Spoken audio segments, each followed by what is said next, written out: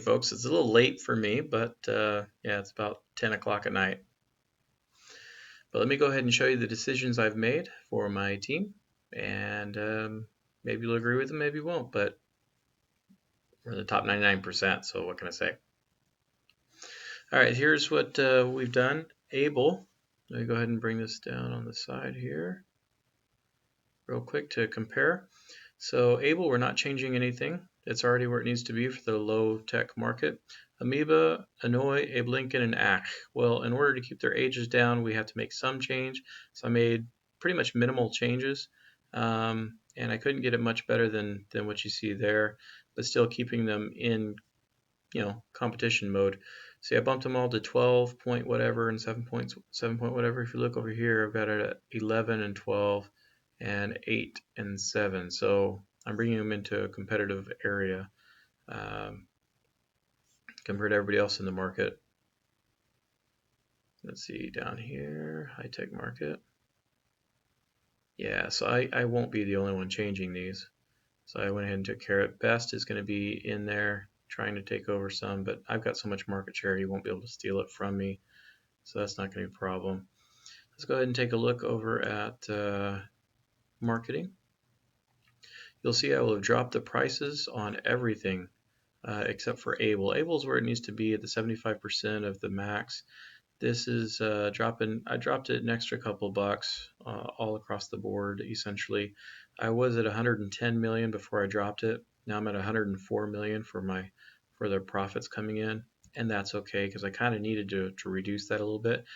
By doing so, I raised the customer buying criteria, the customer survey, and also increased my leverage. So my balanced scorecard is actually a higher score after lowering the price. Now, as far as the forecast, how did I come up with it? I came down here. Yeah, see this? Yeah. So here, this is what the current market share I have for my low-tech market, 13.4%. I know it's really small, I'm sorry. 13.4% for Able, and then they're projecting it to be 15.8% next round. So what I did was I found out what I might as well just show it here.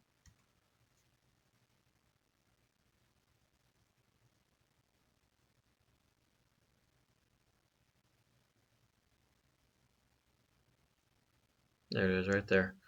So I did the current market demand is 98.22 times 10%. That gives me 10,804. Multiply that by the 15.8% market share they say I'm going to get. Anyway, so that's how I found it. So it says 1,707. I went ahead and padded it with 8 more parts just in case because I sold out each time I've done this. Where I've got it right on the button to what they say my potential is going to be. I probably could go up another couple, but why chance it? It's the last one, and I've already sold out so many times I'm already get dinged for it. For the high tech, I've got Amoeba 11.3, Annoy 11.9, Abe Lincoln 11.6, Ach 10.3, so a total of 45.1% market share. So I went ahead and locked all those numbers in, plus added an extra couple, either rounded up 5 or 10 to give it what it needed. So in all, I'll be selling about 5,900 parts, which when you consider the whole market share, let's see if it's up here, there it is. I see I'm already at 29%. So that will increase me up to about 30% of market share. So I'm going to have a third of the market. And essentially that means out of six businesses, I completely took over one of the business's stuff. So that's awesome. We basically doubled in size. Let's go here to production. So you can't believe all those benchmark things I give you. So over here in production, I've got all the predictions I just made. I sold out completely last round, so I have no parts left over, so I have to produce everything from scratch. I took what I forecasted and added another 3 on top of it, so that puts me at about 10 on each one of these parts, a little over, but that's okay. If I have 1 left over, that's actually going to be a really good score for me. I'm not changing the complement. Maybe I shouldn't have early on, just because my turnover rate is higher than Chester's for that, and I think it's for that reason. But at the same time, I'm not sure. All right, so my productivity is high. This you don't change. Over here on the labor cost. Now, the labor cost last round, because I was doing less than 100% capacity or the production, my labor cost is only $1.04. So actually, my labor cost is going up this round to $1.23.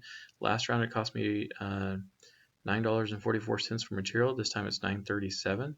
So it's actually 7 cents cheaper there, but it's 19 cents more expensive there. So it's a 12-cent increase in cost. But here's where I'm going to get some savings. Look at Amoeba. Here I'm going to be $2.95 for labor cost. Over here it was $6.80. So I'm getting a huge gain. Annoy $6.99, a Blinken $3.90. So if you look at that, I'm getting a huge drop on these. So all total, I dropped all these to $40.50, I think. So total unit cost is 18 bucks and change.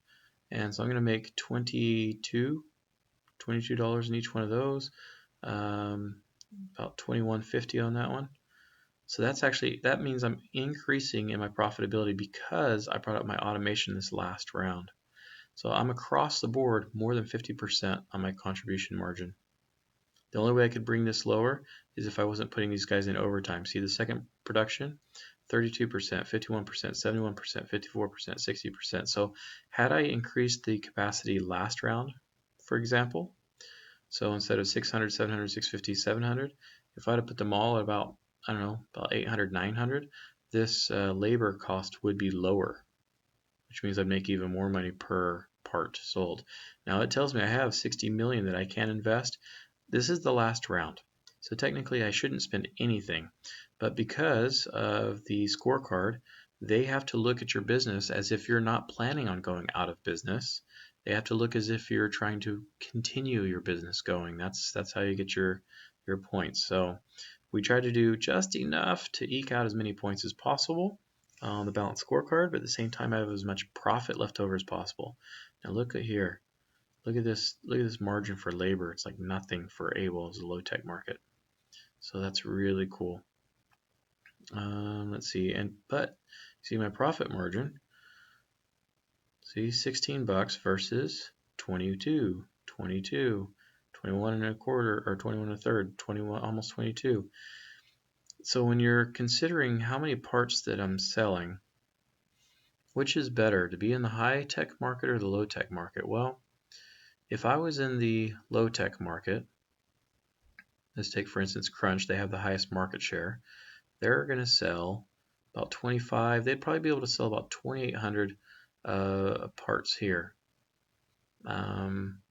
If I had all low-tech market, then I would probably have a third of the market, probably flip-flop, so 45% of the market or so. I'd probably be able to sell 5,000 parts. So I'd be able to sell a whole lot more. Probably 1,000 each more. So if I was just trying to take that, I actually would make more money by having the low-tech market only. So Crunch has done really well in trying to take them, or Chester has done really well in doing that. The only reason why East and Eat didn't do very well is because their computer team, they're priced way too low. They didn't increase their automation high enough, and they're producing more than their capacity. So there's several reasons. Their MTBS is way too low. They really can't compete. So if I were to play this game again, considering the amount of profit that I could get, I'd probably have 1 or 2 in the high tech and then 3 in the low tech just to take market share in the low tech. And I think that would, I would make more money per part. Let's see, 10, 16. It's not per part, it's because I'd be able to sell more parts. So here I'm selling 4 high tech at about 8 for each, so it's 3,200 parts versus the 1,300. You look down here, they're selling 2,500 just in the low tech, and if they would have produced another product, they'd be doing even more in the low tech, and they would take it away from me. So there you go. Anyway, enough about what we would have done. This is what we are doing. Okay, I'm going to buy back as much stock as I can, 9,800, so 9.8 million, minus that little 5. I'm just going to do, why not? Go ahead and put the 5 in there. I'll take it. Dividends, we're going to bump it up to $3.50. Last time we did $3 per. Let me see if I can show you that. So here's the credit rating I was talking about. See, our credit is a triple C because we've borrowed a whole ton of money compared to everybody else. So look at their interest rate. Their interest rate's much lower than ours. Interesting. Here it is. So last time we paid a $3 dividend per share. That gave a 2.7% yield, but look at the comparison. You have Baldwin has twice as many shares. They didn't pay as high of a dividend. As a matter of fact, they paid half, but they ended up having a higher yield. Why? Well, because they're paying this dividend per share. And because they have more than twice as many shares, they're essentially paying the same thing as us, plus a little bit more. All right. So that's why their yield is higher. And then Chester, little cheapskates, they're giving their stockholders only 0.5. They're giving them 50 cents per share. So we're giving a good return on our money for our investors. We're going to bump it up to 350. We're taking more shares out of the system, but buying $9 million worth of shares. So we should see our stock price increase. I'm guessing probably another $40. $40 per share is my guess, just because we went up 30 last time. And we're going to do exceptionally well this next time too, I think. Let me see here. Yeah, so here's the profit. Was getting $24 million in profit. Total sales almost $200 million. I think we'll hit pretty close to that this time. Let's see here. So our cash flow. I think that's the right one. Oh,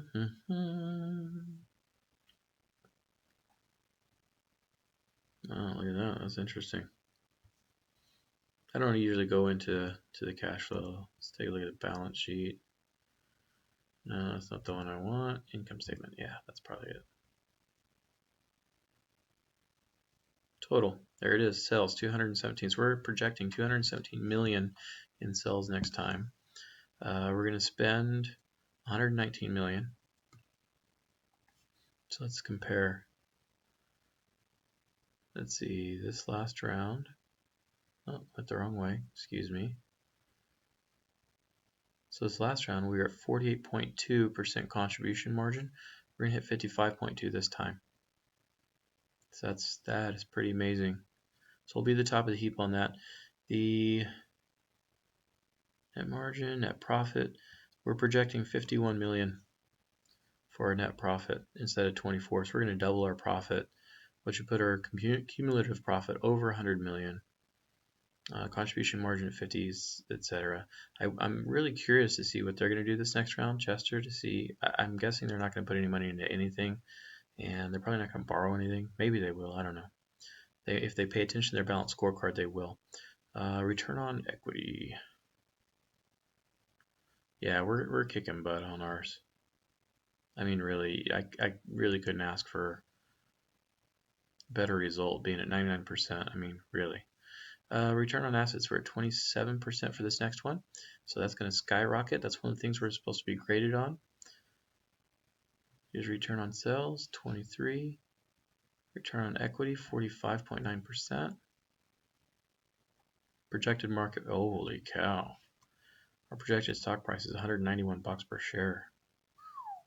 Market cap, 323 million.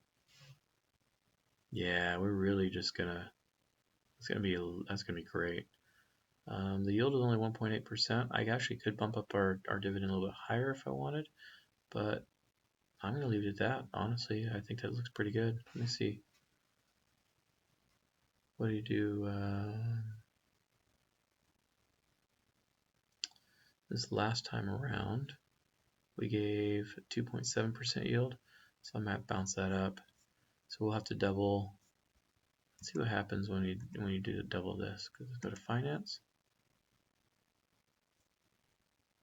Make it $7 a share. Profit will drop. So I go to balance scorecard. 97.1. It's amazing. Buying criteria 4.5. That's because I still have the price high on the high tech. Our leverage just went up because we're spending more and we're still borrowing a ton. Let's take a look at our ratios. Now we're giving a dividend yield of 3.6%, which is higher than last time. Our start price is at 191 still. And working capital, that's good. Let's take a look at our profits.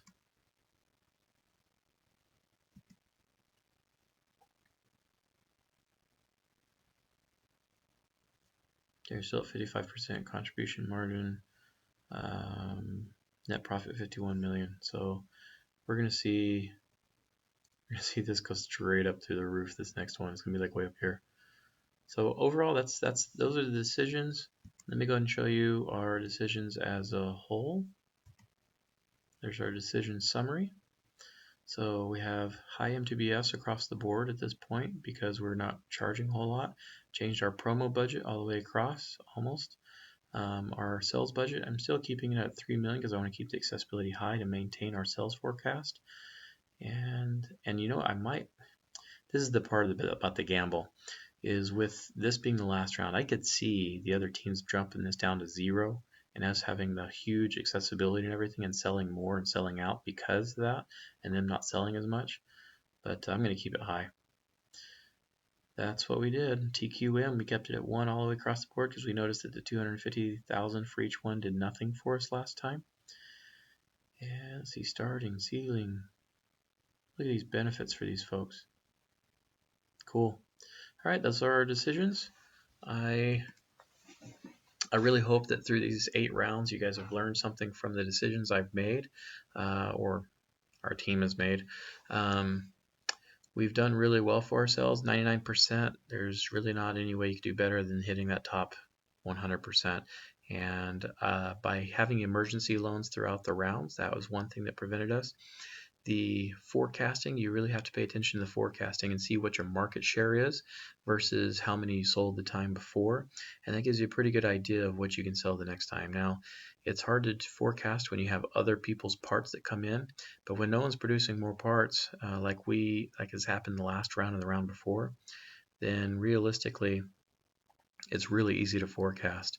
It's when you have the new parts that you have to kind of see what's going on, and you have to determine whether it's going to be a high-tech product or low-tech product. Most often the new product that's coming out is going to be a high-tech product, and in that regard what you'll need to do is count how many high-tech products there are on the market, and then figure out how many parts are being sold the next round and divide it by the number of people in that market, and that is what should give you the market share for your product coming in, okay, or how many products you have in the high tech market, their accessibility and whatnot.